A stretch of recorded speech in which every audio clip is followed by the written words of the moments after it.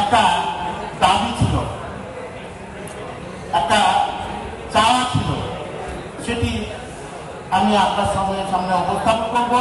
হয়তোবা এটি আপনি রাখবেন। সেটি হলো যে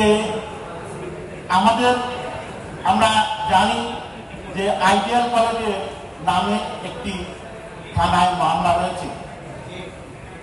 তো আসলে এটাকেও আমি নেগেটিভ দেখি না, কেননা একজন অভিভাবক কখন শাস্তি প্রয়োগে যায়? যখন দেখে আমার ছেলে কথা শুনছেই না, আমাকে মানছেই না, তখন সে শাস্তিতে যায়, তার আগে পর্যন্ত নয়। তো তোমরা এতটাই উশৃঙ্খল হয়ে গিয়েছিলে যে এই কারণে আমাদের সম্মানিত ঢাকা কলেজের অধ্যক্ষ মহোদয় মামলা করতে বাধ্য হয়েছে। পাশাপাশি আমিও যে চুপচাপ বসেছিলাম তা নয়, আমিও কিন্তু মামলা করার জন্য আমাদের ওসি মহোদয়ের কাছে গিয়েছিলাম, ঢাকা কলেজের নামে মামলা নেব কি লাভ হতো? হ্যাঁ, পারস্পরিক মামলা করে দ্বন্দ্ব বাস্তব বৈকি কমত না। আমাদের ওসি মহোদয় আমাদের সুপরামর্শ দিয়ে আমাদেরকে আজকে এখানে একত্রিত করেছে।